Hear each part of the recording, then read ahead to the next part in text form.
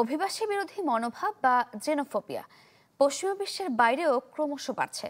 যুক্তরাষ্ট্র থেকে ডেনমার্ক কিংবা লিবিয়া থেকে দক্ষিণ আফ্রিকা, এমন অনেক দেশেই এখন নীতি নির্ধারণ ও সরকারি পদক্ষেপের সাধারণ উপাদানে পরিণত হয়েছে অভিবাসী বিদ্বেষ।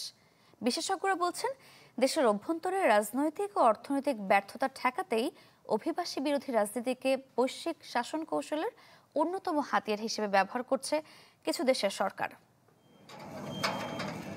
ওয়াশিংটন থেকে কোপেনহেগেন, লন্ডন থেকে প্রিটোরিয়া, সবখানেই অভিবাসীরা যেন হয়ে উঠেছেন সরকারের গলার কাটা।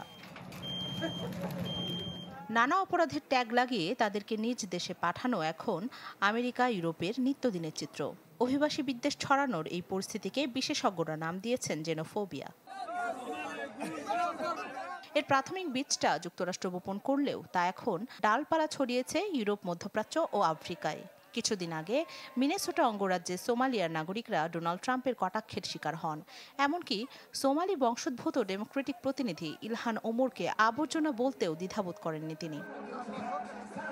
নতুন বাংলাদেশ গড়তে এলো জুলফিকার স্টিল। জুলফিকার স্টিল, ইস্পাত দৃঢ় অঙ্গীকার। শুধু যুক্তরাষ্ট্রই নয়, বিশ্বের প্রায় সব উন্নত দেশেই যেন হাঁটছে ট্রাম্পের দেখানো অভিবাসন বিরোধী কৌশলের দিকে। এক্ষেত্রে সবচেয়ে এগিয়ে ডেনমার্ক।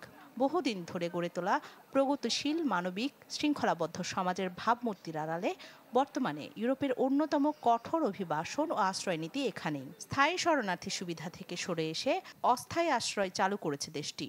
ডেনমার্ক সরকারের অনুমোদিত প্রোগ্রাম ছাড়া ইউরোপের বাইরে থেকে আসা শিক্ষার্থীদের ওয়ার্ক পারমিট না দেওয়ারও সিদ্ধান্ত নিয়েছে কোপেনহেগেন। ডেনমার্কের দেখানো পথেই হাঁটছে যুক্তরাজ্য। সরকারের সংস্কার কর্মসূচির অংশ হিসেবে অভিবাসন কমানোর অঙ্গীকার করেছেন ব্রিটেনের প্রধানমন্ত্রী কের স্টারমার।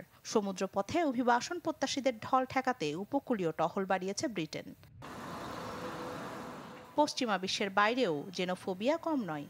লিবিয়ার ভয়াবহ সহিংসতা ও নির্যাতনের মুখোমুখি হচ্ছেন ইউরোপগামী অভিবাসন প্রত্যাশীদের অনেকেই। এক্ষেত্রে দেশটিতে তহবিল, প্রশিক্ষণ ও সরঞ্জাম সরবরাহ করে মদদ দিচ্ছে ইউরোপের বেশ কয়েকটি দেশ। দক্ষিণ আফ্রিকাতেও জোরালো হচ্ছে অভিবাসী বিরোধী আন্দোলন।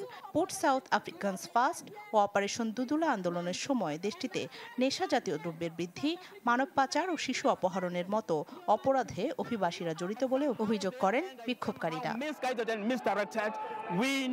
বিশেষজ্ঞরা বলছেন, কিছু দেশের সরকার নিজেদের ব্যর্থতা আড়াল করতেই অভিবাসীদের বলির পাঠা বানাচ্ছে, ছড়ানো হচ্ছে বিদ্বেষ।